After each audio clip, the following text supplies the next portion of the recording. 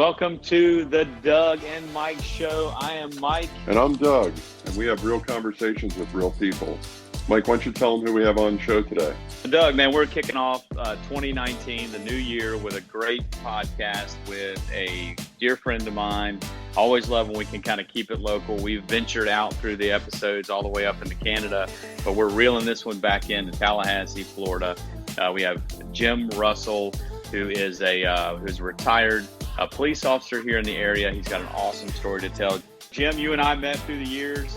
You worked for Florida State University Police Department and worked through the ranks, and you and I had some interaction on the scene there occasionally, and then later on when you took on some roles as the public information officer, and I was serving in that role for our department, and we were thrown into the fire, as we like to say. It's like everybody wants to do that. Yeah, I know. Yeah, it's like when we met as PIOs. I mean, it was great to see you, but it usually had something to do with something burning down or being destroyed or some kind of chaos. So that when we're both there, it was pretty bad. But I tell you what, there was no better person to work with and try to sort things out, Mike. So so I look back at those times with some fond memories as well, for sure.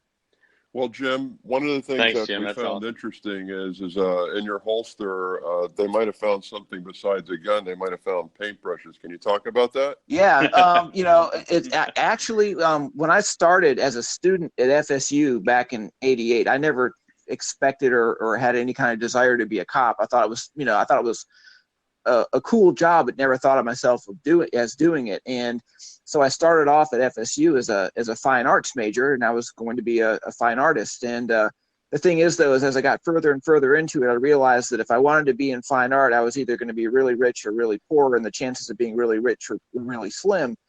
So my brother-in-law had actually graduated a year before I started at FSU, and he was a cop down in Largo.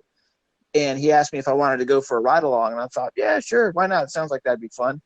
And so we went down there, and we're on midnight shift, and I'm seeing all the cop stuff, and it kind of dawned on me that, well, this is something I always thought was kind of cool, but lo and behold, I could actually do this.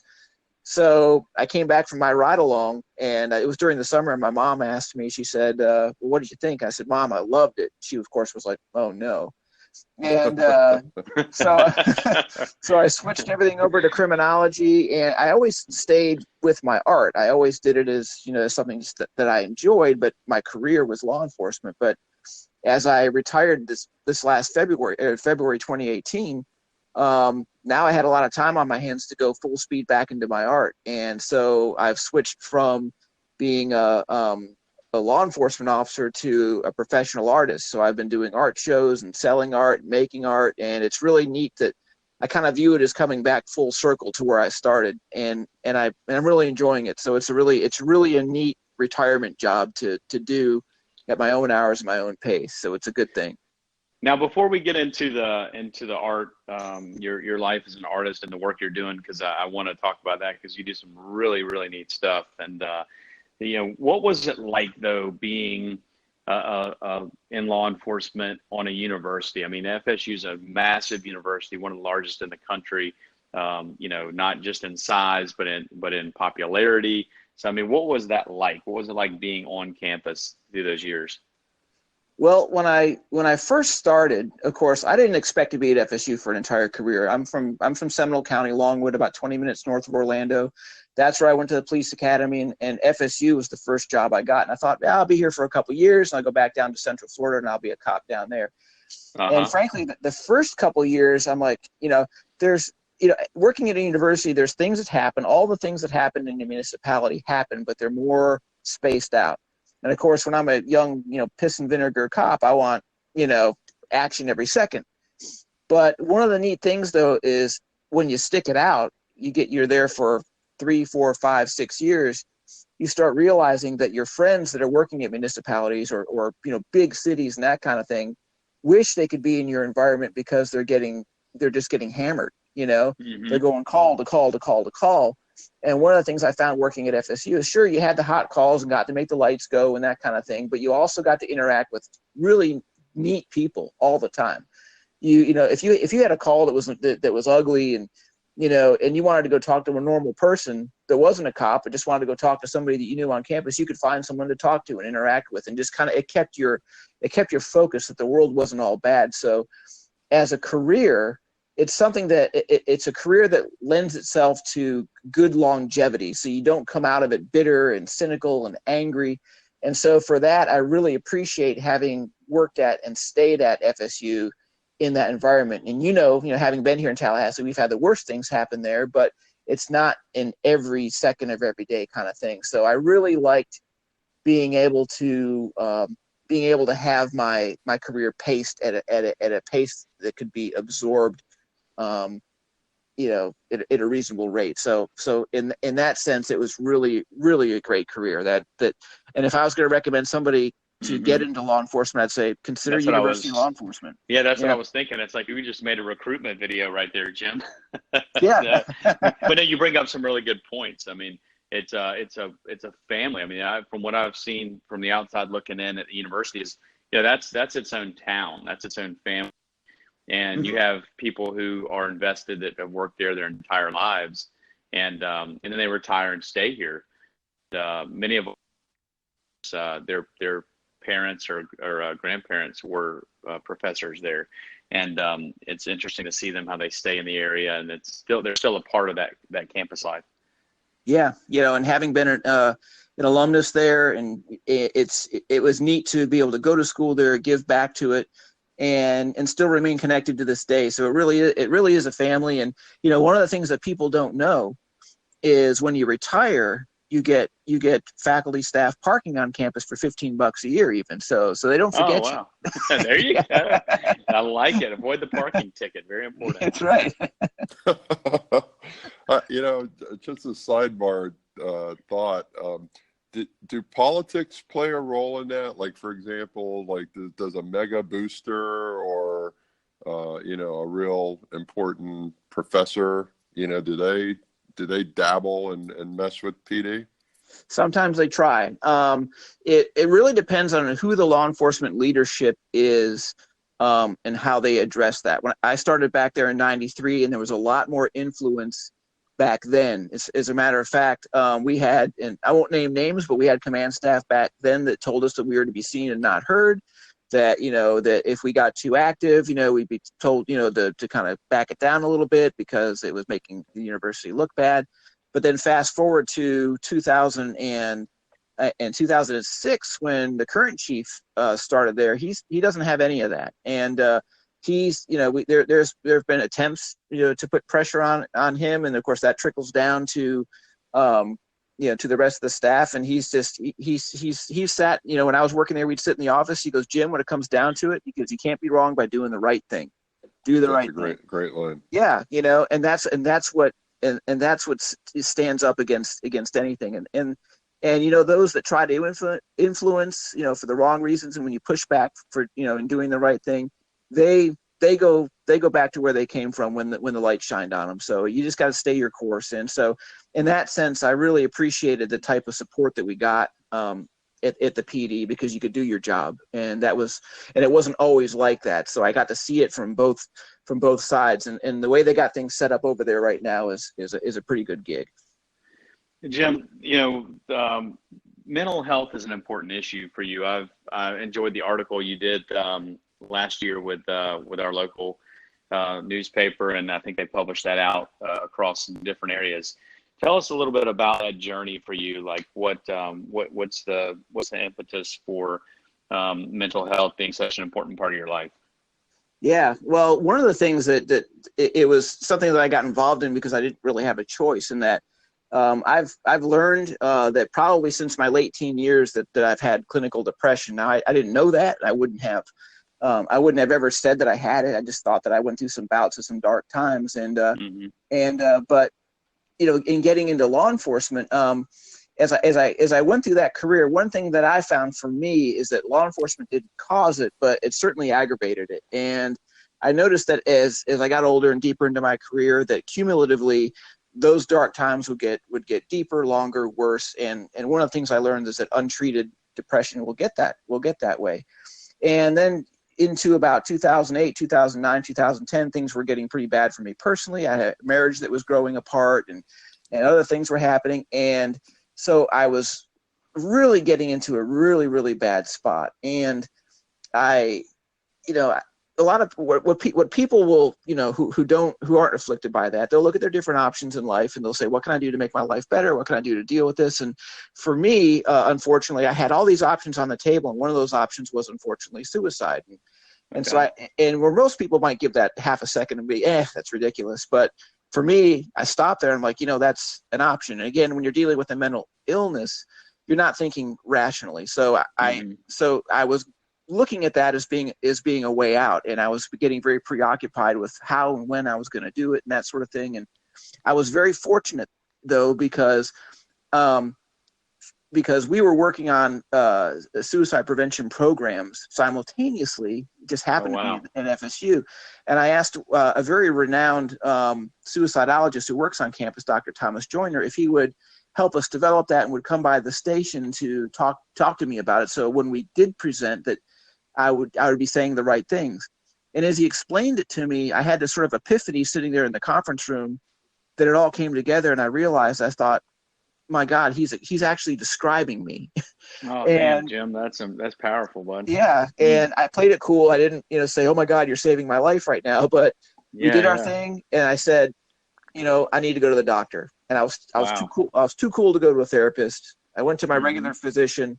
They went down a checklist, and she goes, you have depression. There's no doubt. What do you want to do? How do you want to handle this? And so I got on a medication, and I started going to therapy. And it was really cool because I realized that I can feel better. I mean, for the first time in 20 years, I was like, this is what it feels like not to be depressed. Wow. Yeah. And then kind of what I realized though is I started researching it, because I like to read and research, is I thought, if I was able to hide it at work, nobody knew. My career was doing great. Right. But if I was able to hide it, how many of my staff were hiding it, and how many of my staff were afraid to come forward? So what I ended up doing is with the chief's permission, he was very, very supportive of me. With the chief's permission, at one of our department meetings, I told the story in the detailed form. And to my surprise, 5 or 6 guys after that were like, thank you for talking about that. Thank you for sharing that. And I actually had officers, come and talk to me about getting help themselves. And interesting. So from there, I realized I got to speak out about this, because there are people in law enforcement and public safety that are too afraid to come forward, and they're killing themselves. And so that was where that's where my advocacy began. Man, that's powerful, Jim. Man. It's I saw in the article about how in 2012 that was a big decision in the department when you opened up the department, and it's like such a tough environment that we work in, because it's these we talk about suck it up, buttercup, just get through it, get past it, bury all the emotions, bury all the feelings. Yeah. And now look what's happened. Now we've created this stigma around it, and it's become one of the leading causes. I understand that now we're doing some research and their data collection now at the national level to try and really look at the cause of death. They're trying to flag suicide in first responders and to really track it so that we have some real data on it. But we see it in the fire service, Jim. It's really become quite a devastating thing. I mean, Doug lost a brother not too long ago down in his area, and I've had 2 in my lifetime here, or my career, the Tallahassee. So it's I'm gracious. I'm so fortunate, and we're lucky to have people like you inside the service, inside the firehouse and the police station, that are willing to open. I mean, who knows how many lives you've saved just by having that conversation. I mean, what that was like, because you had a conversation that saved your life. So there, without a doubt, you have turned the lives around of these people that trust you and that work around you. Yeah, I mean, every once in a while, you don't hear it all the time, but every once in a while, someone will come out, on a messenger or a text or a phone call and say that it really helped, and it's something that really needs to be talked about. And one of the biggest keys is it's got to start at the top of organizations. It's got to start at the CEO level. It's got to be the fire chief. It's got to be the chief of police, the sheriff, and they've got to tell their people to say, look, it's, I like to say it's sort of like, because you come forward and say, hey, I think I might be experiencing PTSD, or I can't sleep at night, or, I'm having these recurring thoughts, or I'm feeling really depressed. It doesn't mean we think that you think Batman lives in the microwave or something. It means that it means that you need help. This is like any other medical condition. So if you feel like you got a heart issue, you go see the doctor. If you feel like you got something wrong with your lungs, you go see the doctor. If you feel like you might be experiencing depression or recurring thoughts or something, you go to the doctor. And the thing is these things are treatable. You can feel better. The problem is. Question, Jim. Yeah. Mm-hmm. People, I think, could like stereotype and say, hey, university police, it's like, like what could they get exposed to? They're not like really on the street, blah, blah, blah. But, just to talk about, like, you want PTSD, how about like an active shooter? I mean, FSU had that situation. I mean, that's got to create incredible, Yeah. I mean, everything like that. Sure. In my career I was involved in an FSU PD officer getting shot back in 1999. I remember that very clearly. We had an officer that was doing a prisoner transport, and the prisoner ended up getting the officer's gun and shooting the officer. And I remember that moment. I can play that over and over again in my head, knowing that one of my buddies got shot. And then there's the shooting that happened in 2014, and with 5 of our entire squad being involved in stopping an active shooter, and every one of them having to shoot their guns. And not to mention, one of the things that we deal with a lot in a college environment, it's not so much homicides, though we've had those here and there, but a lot of people don't know that suicide is the number 2 killer of college students. And I've been to, more than my fair share now of completed suicides on campus or near campus. And so, it may not be the one giant traumatic event that a university officer might experience, but cumulatively, put it over, 5 years, and it starts adding up. And not to mention the fact that if you have a pre-existing mental health condition or anything else you've maybe experienced in life, maybe you've experienced something that wasn't job related, but you've experienced a traumatic incident. And now you're on the job. The brain isn't going to differentiate your traumatic event that's happened on or off the job either, but yet you are working. So what's your feelings? I know this is going to be politically charged, and I apologize for in advance, but this whole thought of college students carrying on campus. I mean, from a fireman's perspective, I'm Monday morning quarterbacking, and it's like, how's a campus PD supposed to know who's a good guy, bad guy? They won't. I mean, that's just the problem with that is if everything works out great, and and there's an active shooter, and someone can and someone takes them out and everybody's saved, great, but the likelihood of that happening just isn't that high, because those are chaotic situations, and we're not going to know. We're trained now to go and shoot the person with the gun. And I can tell you this: when we first started active shooter training right after Columbine, we were one of the first departments to embrace critical incident response rapid deployment, and we would do scenarios in which we had the scenario was there was an undercover officer with a badge in one hand and a gun in the other who had taken out the shooter, and the shooter's down, and we'd have people burst in the room, and I can't tell you how many times the person playing the undercover officer gets shot over and over again, and those are trained officers, and they know we're going to be throwing them, curveballs. So, could a person, save the day? Of course they could, but what's the likelihood of that? And for me, it's not so much a political approach. I've been a shooter all my life. My dad was an NRA competition shooter, so I've been around guns all my life, and I'm not afraid of guns, but it's a purely, for me, it's a tactical thing. What's the likely outcome if guns start coming out in an active shooter? Is it gonna, and especially, on a college campus, we're gonna get there pretty quick. We got to the guy and had him down in 2014 in about 90 seconds. So because it's for us, it's a small campus, so it's really going to be a tactical consideration. If legislation were to pass to allow people to do concealed carry on campus, one of the thoughts that I had that I haven't heard anyone else talk about this, but we talk about concealed carry, but what if there are levels of that? What if there's basic concealed carry? What if there was something like advanced concealed carry that you could do it in other areas if you had advanced training? And I haven't heard that discussion yet, and I don't know where that would fall, but I think there may be some options out there. But for me, the considerations are purely tactical, and I think right now I think it falls in the more dangerous category right now. So I think it bears definitely more conversation. Jim, you after retiring, which you retired recently, talk about that transition going into being able to you were an art student, you were into arts even as a child, and then sort of took a departure from it full time there to work in law enforcement.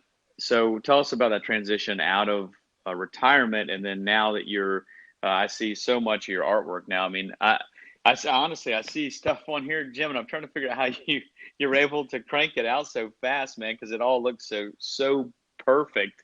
And I'm like you did a sketch the other day, I think you said, when you were at the doctor's office. Yeah. And yeah. I mean, I was like, how could he have done that at the doctor's office? So he needs to find a new doctor, because that clearly took 2 days to wait to see him. Yeah. Well, talk to us about that transition and how much art means to you. Well, one of the things is I've kind of merged my advocacy with my arts, and so that's provided a lot of great material that I've learned that the arts are more than just drawing, landscapes and pretty pictures, but they can have a real powerful impact on a message you're trying to get across that maybe words might not be able to express. So my art kind of takes a sort of a two-pronged approach. A lot of it is more based on mental health and advocacy and social issues, and then I have the side that's more the commercial style of art of the landscapes and stuff. And so I found that in that way that my art to me is not only therapeutic, but it's something in which I can stay connected to and help my community as well. So I approach my art with a lot of urgency, and I really, it's interesting that I've actually had feedback from some of my mental health type of paintings and more surrealistic stuff that I've had some of the strongest positive feedback from people that say, you really captured how I'm feeling. And as a matter of fact, I've had, when I do that type of art, I never really intend to sell it because I think who would want to buy it. But I actually have people saying, how much do you want for that? Yeah, I noticed that you had commissioned art piece and stuff like that. So yeah, I mean, that's really cool. How does someone go about getting something commissioned? Yeah, well, basically a lot of times someone will just reach out to me on Messenger and they'll say, hey, I'd like to commission you to do, such and such type of art. And I'll see what they want me to do, because I don't do every type of art, and I'll see what they want me to do. I'll tell them what I can do. And then basically what I'll do is I'll just work out sort of a contract with them, is I'll say, how the payments would work. Usually they pay half up front, and then I'll do it, and then they pay the rest. And it's neat to be able to give that to somebody as a gift, because, having a piece of original art, if they're doing something for their family, they're doing something personally, that will stay with them. And an oil painting, if well taken care of, can literally last hundreds of years. And Wow. and it doesn't get deleted. It doesn't get, it doesn't degrade. And so it's really neat to be able to do custom things for people as well. I was doing during December, I think I did about a dozen Statue of Liberty dancing paintings. I saw that. That's really cool. Yeah, somebody was doing gifts for all their friends, and so they wanted me to do Statues of Liberty's dancing, and I was getting cross-eyed doing Statues of Liberties, but the money was good, so hey, if that's what they want, I'm happy to. So.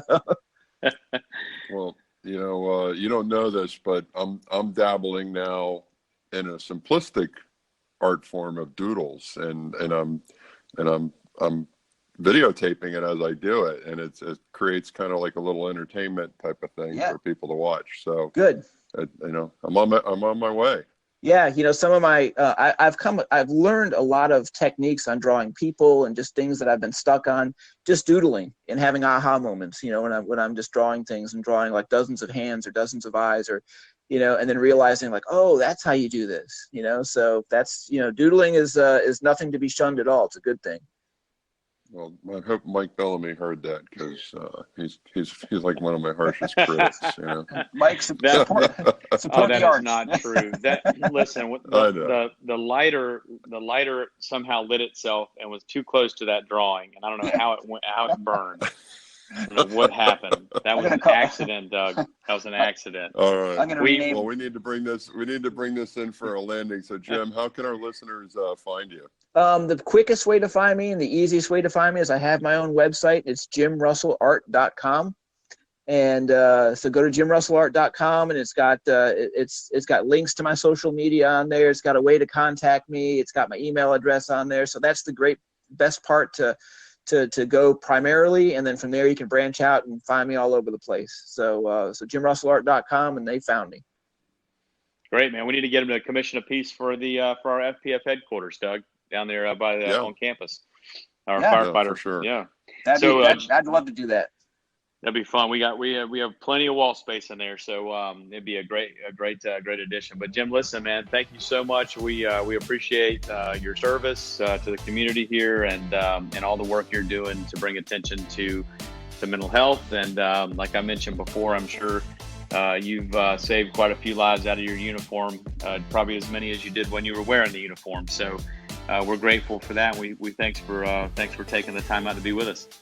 Yeah, my pleasure. And I talk about law enforcement all the time, but I want to make sure that I show my respect to my firefighter brothers too and sisters, because you guys are awesome. You guys got our backs in law enforcement, and we love you guys. So never forget that. Okay, Jim, thanks for a great interview. For our listeners out there, make sure you follow us on Instagram at Doug and Mike Show, and also on YouTube, Doug and Mike Show. You guys have a great day.